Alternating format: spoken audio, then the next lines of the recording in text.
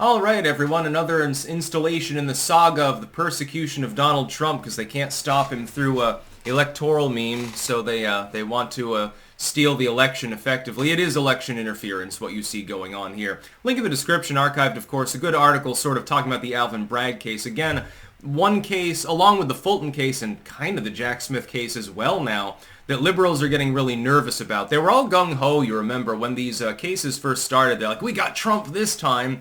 More sane liberal commentators said, I think that we just stepped on a landmine, and we got to be really careful and have it dug out and diffused and make sure that we don't lift our foot up off of it, because then we'll end up with our leg vaporized and probably other various injuries. I think that more intelligent liberal commentators correctly identify this as a bad thing, because it looks so persecutorial in nature that people are beginning to wake up to the fact that that's what it is. It's like if you just had one case, just the fraud case, just a singular case, any of them, any of the four. And then you've got, of course, the Stormy thing going on as well. If you only had one particular, and Jean Carroll, if it was only one, you could probably get away with it. But when you open up that many legal cans of worms, especially under the situations in which you've done so, it begins to look a little bit cockeyed. With the Alvin Bragg case specifically, it looks even more persecutorial. In Letitia James' case, you know that it's partisan in nature. Letitia James literally campaigned for her position on getting Trump.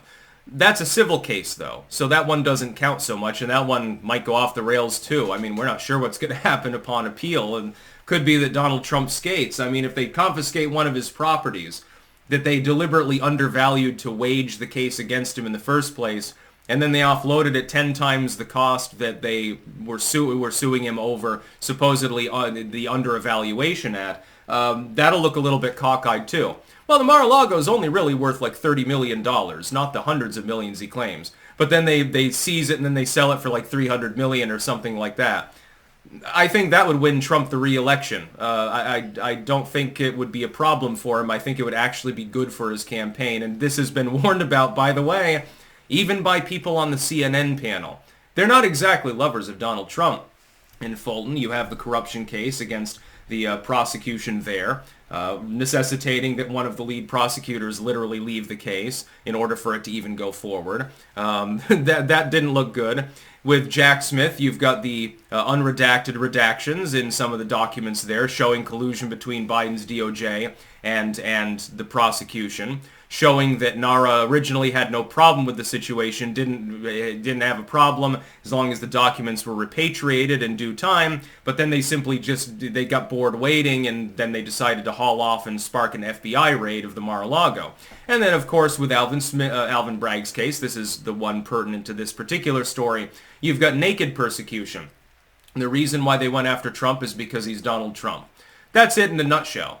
It's because he's running for re-election. I do believe, along many other people, that if Donald Trump had come out and said, no, I don't want the presidency again, it's too much trouble, I'm going to go back to just doing real estate and stuff, I do not believe that they would have hit him so hard legally. He probably would still face the civil case in New York with Letitia James, because her constituents demanded that she go after Trump. That case would probably still go forward. I don't think that if he hadn't run for re-election, they would go after him for the documents. They would have bided their time. They would have repatriated them in the normal way, which was the original plan. I don't think that he would be facing RICO charges in Fulton County, alongside a bunch of other so-called co-conspirators, Giuliani et al. I certainly don't think he would have faced the Alvin Bragg case. I don't think that the case because the case is spurious. The problem is that you're saying that Donald Trump on multiple occasions paid hush money to Stormy Daniels and then covered it up by sending it through a lawyer and filing it as legal expenses. That's not illegal, though. The problem is that paying hush money to someone to not talk about the fact that you fucked them is legal in the United States of America. Artificially upgrading the fraud charges, which would otherwise have stood as misdemeanors, to felonies relies upon the mythical notion that somehow that was illegal, what he did. But it's not. Supposedly it's because Trump is trying to cover up a crime, and so he fudged the records. Well, you don't know where that money went to. They've never established that it even went to Stormy Daniels. They've never even established that. Stormy, by the way, losing a lawsuit against Donald Trump a couple of years ago, actually. You'll remember that one. The liberals seem to have forgotten. I mean, why would you expect this one to prevail? It's a persecution attempt. It's one that they're doing out of desperation because they have to be intelligent enough to know that it may very well backfire. If Trump is exonerated on all these charges, and it's looking more and more like that as a distinct possibility, he wins. Absolutely. If they take his properties in the civil case and then they sell them at their actual evaluation, most people in the public are going to realize what the fuck just went on, and he wins. If he's found guilty of every goddamn charge and ends up under, I mean, they're trying to strip his security detail from him and stuff like that, which I don't think is going to actually pass through Congress. Hell, even Biden might not be nuts enough to sign off on something like that. I can't remember the name of the House member promoting the idea that Secret Service would be stripped from anyone who's found guilty of a felony, which could be Biden in the future, by the way. And Trump will be on the warpath, I think, if reelected. I don't think that it'll be lock her up 2.0. I think that he'll actually gun for these people. He's pretty much said that that's his intent, and I think he's serious this time. It's not a joke anymore. And I would support him in doing so because, I mean, he deserves to have comeuppance for being persecuted for years and years and lied about constantly by the cooperative state-run legacy media. I don't see any situation in which these legal cases actually stop him. I don't think that being found guilty of a felony is actually going to move the metric much at all for most voters. They've pretty much made up their minds. I mean, imagine that you're like a left-leaning independent right now, in the middle class. You're hurting for certain because of Bidenomics. Maybe there's a migrant hotel down the road from you, and et cetera, et cetera, et cetera. Things are falling apart. The wheels are coming off the goddamn wagon. You have to weigh, do I care about the fact that this person allegedly committed a felony, a white-collar crime, by the way, not a violent crime, just a white-collar crime, or do I care more about providing milk for my baby and buying pickles?